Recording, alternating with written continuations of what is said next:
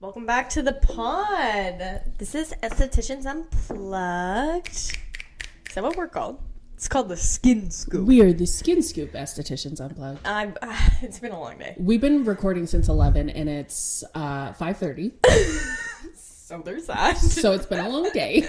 But we're just going. Yeah. Work hard. Yeah. Right? Have fun later. Maybe in 6 years.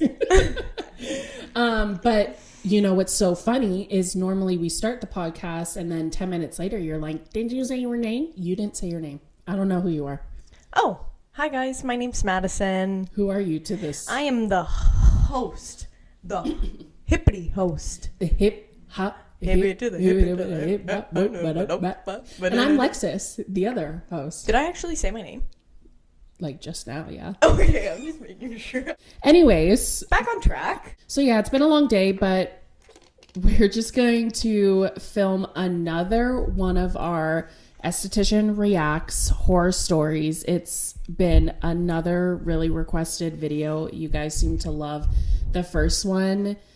I wouldn't say I loved it. It definitely stressed me the f*** out. Gave me the ick. But it's fun and you guys like it, so let's do it. Yeah, so let's go into it. You want me to read the first one? Please do, Queen.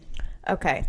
So these ones are actually longer than what we're used to, but I feel like it gives us some really good insight. Okay, This person said, I'm reaching out because I had the most bizarre experience at a clinic I went to for a facial. I'll keep the clinic name out of it, but honestly, I'm still shocked. So I went in for what was supposed to be a relaxing, rejuvenating facial. I'd done my research and thought I was in good hands, but boy, was I wrong. Dun, dun, dun. Dun, dun, dun. When I walked into the treatment room, it just didn't feel right. The room was poorly lit, and I noticed some used tools sitting on the counter that hadn't been properly cleaned. I'm no expert, but I know that's a huge red flag. But I was already there, so I went ahead with it. Red flag times 6. How do we know they were used? Yeah, how does she know that they were used? Were they also, like, rooms are typically poorly lit for facials. I like a poorly lit room. I'm a big fan of a poorly lit room. Like, it's good for my nervous system. I wouldn't say, like, I'm doing lasers in the dark, but... Probably not. But I do like a good vibe. Yeah, so the vibe's I'm not hating on the clinic yet. Yeah, we're not hating No pitchforks yet. No pitchforks. The technician seemed nice at first, but she was rushing through everything. I felt like I was just another number on a list. When she started the extractions, it was like she had no clue what she was doing. She was too rough and left me with some painful marks on my face. I told her it was too much, but she just shrugged it off and kept going. And to top it off, I wasn't even given any aftercare instructions. I'm not new to facials, so I know you're supposed to hydrate and take care of your skin after, but I had to ask her for advice, and she just told me you'll be fine. I went home feeling so uncomfortable, and sure enough, my skin was irritated for days afterwards. I honestly just want to warn others about my experience. It felt like they were more focused on pushing out clients quickly than actually providing quality care. It's a shame because I really wanted to love this place, but now I'm questioning if they even follow the proper training and hygiene protocols. This one's tough. Yeah. Because I don't want to invalidate your experience, and I definitely believe that, like, you're paying good money to get a facial treatment, a chemical peel, a laser, whatever it is. You want to feel valued. You want to feel like they know what they're doing. They're taking care of you. Sanitary. Totally. Absolutely. Mm-hmm. But the reason I'm not coming for with pitchforks for this esthetician or whatever is, one, because I don't know how you know that the tools were dirty. Yep. And I mean, they could have been, but I just, off of this, I don't know. Yeah. And if it's just the case of, you know, having them left out for cross-contamination, that I totally get. And they should have been away and covered and whatnot.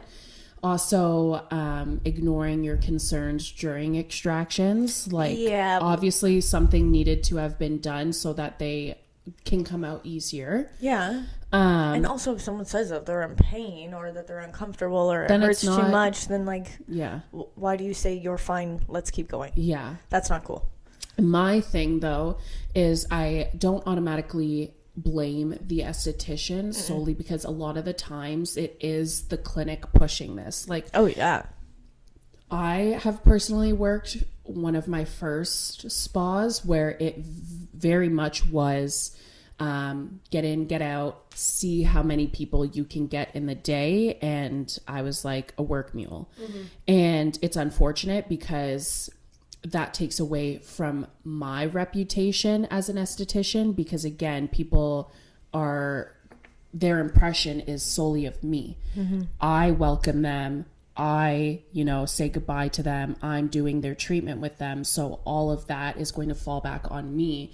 But a lot of the times what people don't see is the person overseeing everything who is constantly on their back telling them that they need to do this faster or do this better or take away, like they were trying to take away our cleaning times at the other place to shorten it down to it was 15 minutes, then they wanted to do 10 minutes. And it's like sometimes your client's late, and so you need that extra time, that buffer, and then you need the time to clean. So that's the only reason I don't want to. Also, a lot of people show up early.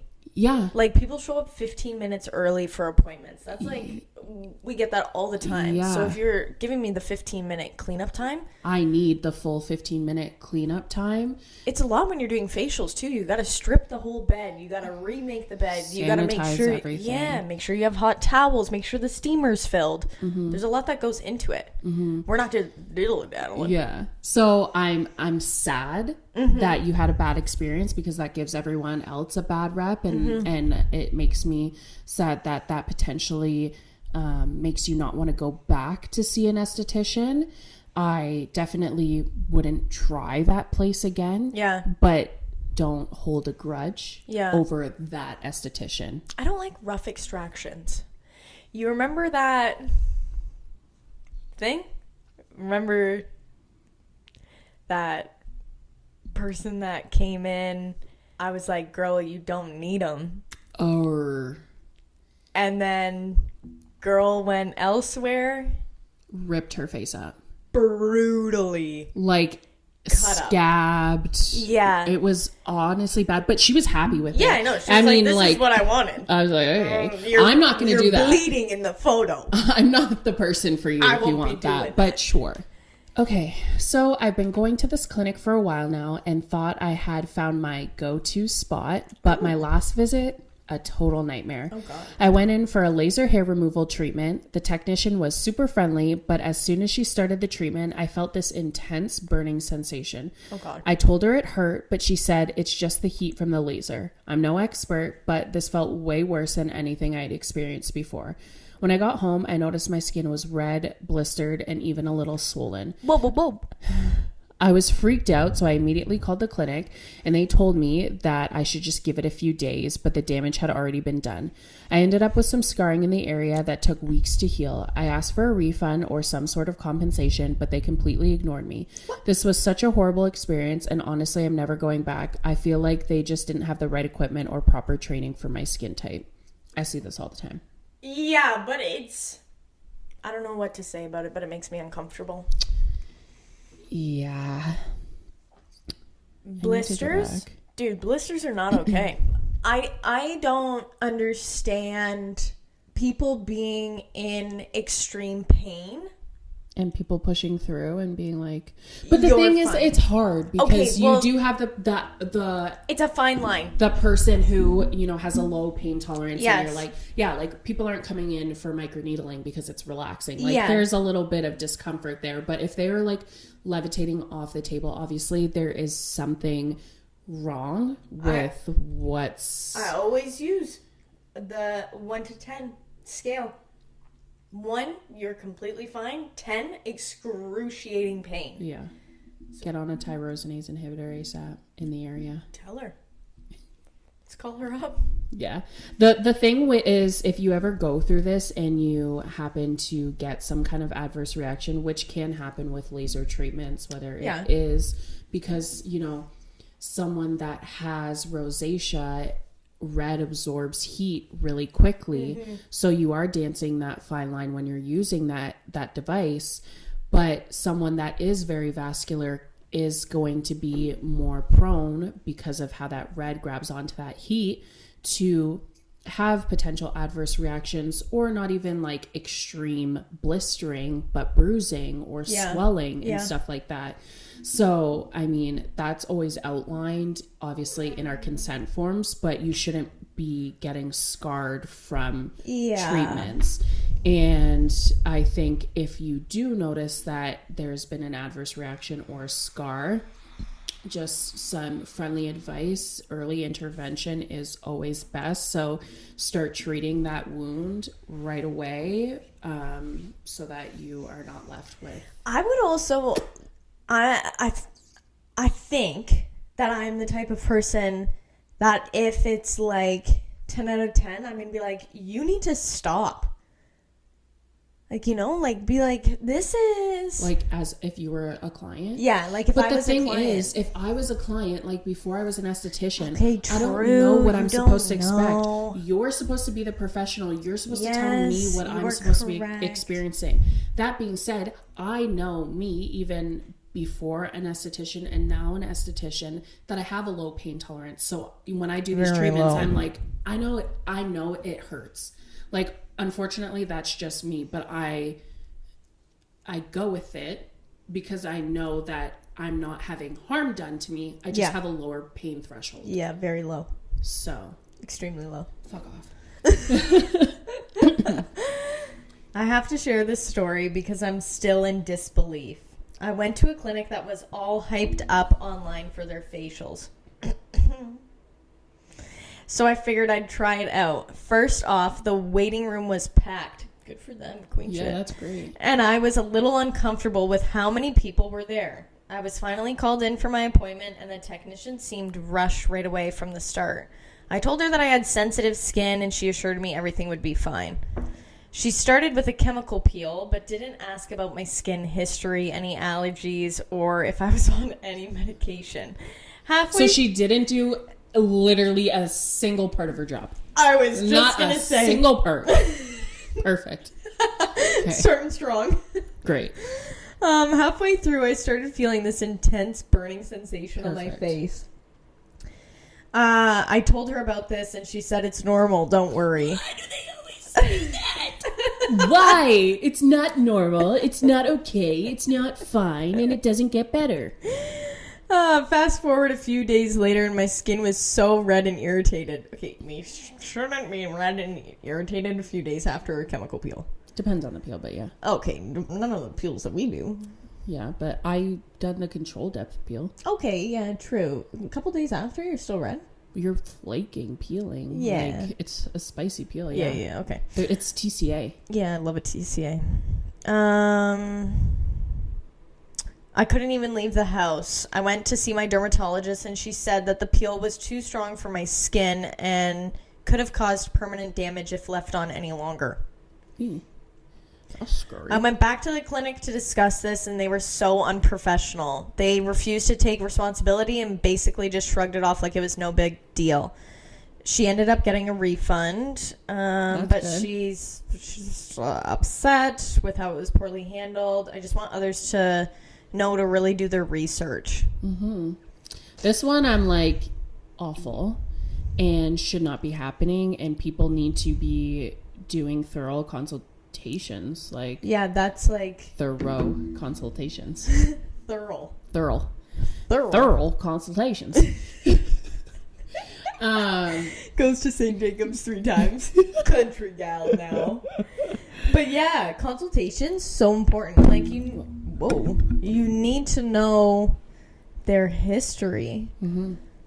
Also, like, their everything. You need to know everything. You need to know everything. You need to know their medications they're on, any conditions they might have, any blood clotting disorders they might have. You need to know, the products they're using, treatments they've done recently. Have they had injectables? Have they had Botox? Have they previously had adverse reactions to any treatments? Mm-hmm. Like, There's so many things that go into it. I also, like to ask the question of, like, what are you doing later on today? Because I always get... Catch them. I always get it's like, hot tub party. Yeah, and I'm like... No. You can't do that. You can't do that. You know what is so funny? What? Because I laser... So Kyle has, which is my honey... obviously I talk about him, but if you don't know, if you're new to the podcast, Kyle's my honey, and he has like 2 little patches on his back that I was previously lasering. And so I lasered them. The next day he sends me a selfie and he's at the gym, but I look at the picture and I just get the heebie-jeebies because I know this man is about to try and get in a tanning booth. So I said, what are you doing?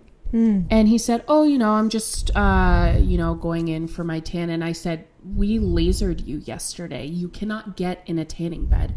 Don't come for me for this man trying to get in the tanning bed. Like, honestly, I'm picking my battles. Yeah. Sometimes he likes to do a little tanning bed in the wintertime because he feels like it makes him feel good. Yeah. And you know what? Not my problem. If he wants to age like soiled milk, I do not care. Soiled milk. Going after the soiled milk.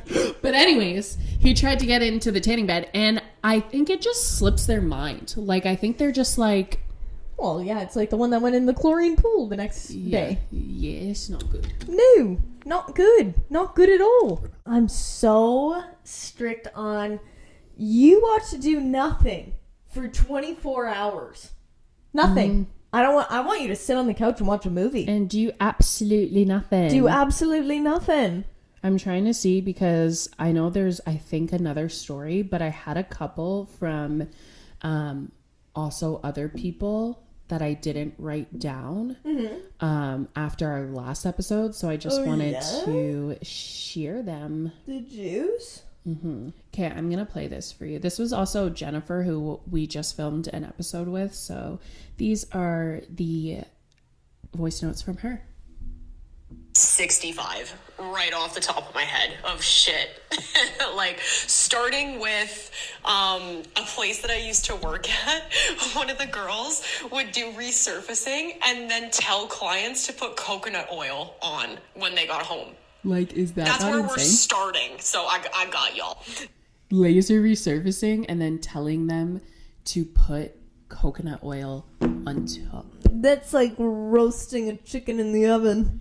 Like, why are you basting yourself? But also, not even basting yourself because, yeah, obviously it's oil. You're going to fry yourself outside, whatever. That's besides the point. Also, the molecular structure of coconut oil is so large that it's not going to penetrate anything and it's just going to sit on top of the skin. It's not great. It's not hydrating. It's just bad. It's just bad. It's just sitting there. And I can't believe any esthetician in their right mind, any professional in the industry would even fathom recommending that to somebody. It just makes my toes curl. Oh, I hate when that happens. I know.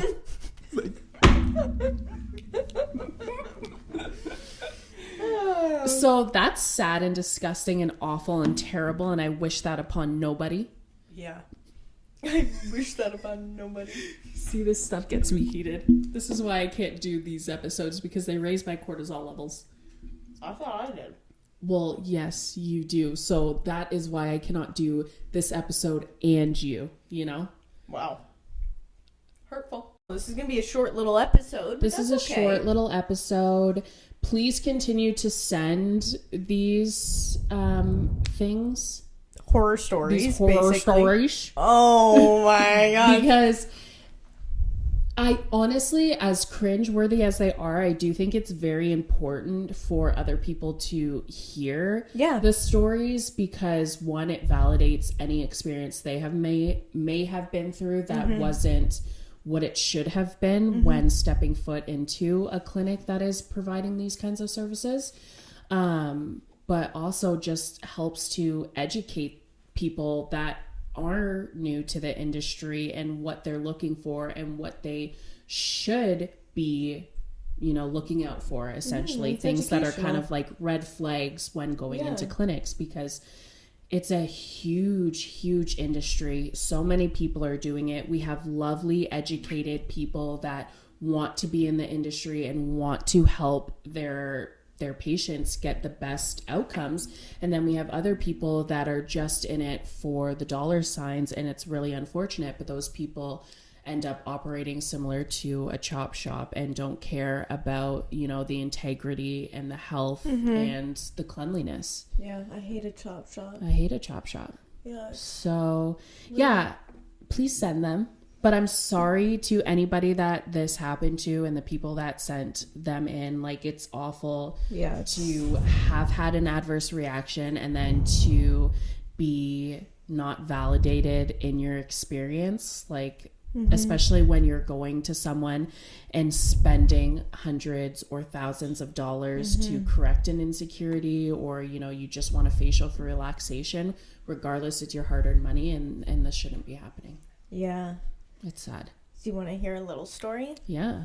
It's not like super horror story. One of my esthetician friends was telling me about this clinic that she used to work at, and she had a client, and the client spent like 10 grand on body contouring. And it's always the body contouring. It's always the body contouring. And like at this clinic, the esthetician didn't do consultations. Like, they had someone else doing consultations. So she basically just did treatments. She would go through the consent form with them and then just do the treatment. And I remember her telling me about this, and she was like, I didn't think the treatment was going to work on this girl. Like, I didn't think that it was made for her skin, or like that she was going to have great results with it. And the lady didn't. She bought like eight or 10 treatments, I can't remember, $10,000, did not have any results, none. Like, they took photos and she showed me, and like no results, nothing. And the girl went back and was like, what the heck? Like, you said that I would have results. I spent $10,000. Like, that's not a small amount of pocket change. Yeah, it's not $1,000. That's even $1,000 is like $10,000 is like, whoa. Yeah. And they did nothing for her. It's sad. They were like, sorry you didn't have results. Yeah. But like, it's sad because, like, as providers, you can't guarantee results. But I think that's part of the consultation. It is, absolutely. And you know what the thing is? It always seems to be body contouring, because we had the same thing. We had a body contouring device really big in the industry. Everybody was using it. They were always posting these amazing before and after pictures. It was $2,000 per treatment, and that is 4 paddles, and you typically needed at least 6. So for an extra 2 paddles, they were $800, because an extra paddle is $400. Insanity.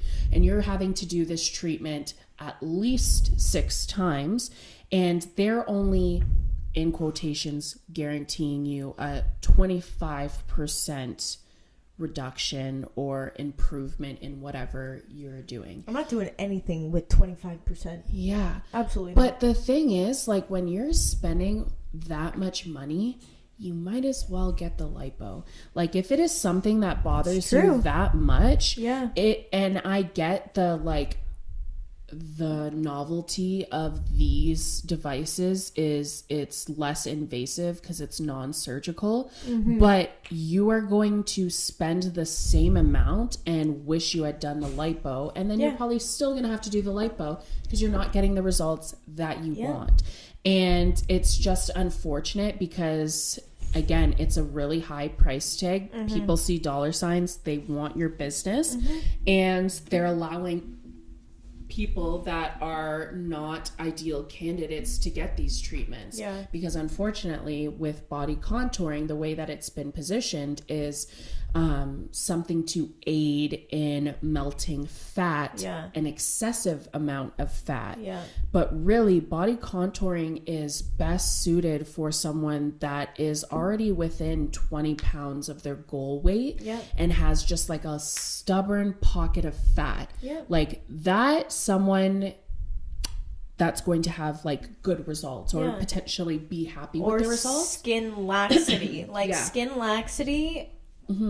Or even say, you know, you're not within your goal weight, but you still have that stubborn like submental fat, that double chin or that pocket by your bra. Like you can still treat those areas and you might have good results as well. But it's not going to like completely treat and remove someone that, you know, has like an apron belly. This was an entire tummy. Yeah. This was from edge to edge, entire tum. Yeah. Like it's just unfortunate. She was not a good candidate. Yeah, and you just have to be... Lipolysis is not easy with devices. Yeah. You can do it. Takes a long time. But it's not easy. It's also a lot on the technician, too. Yeah. Like, doing treatments like that, you need small areas or, like, small treatment zones. And then it's a long appointment. And in terms of things like cool sculpting, it's the alternative to radio frequency body contouring. Horror stories. I've seen a clinic that seems to have really, really good results, and good for them. But I've heard really bad, also horror stories of it, like that shark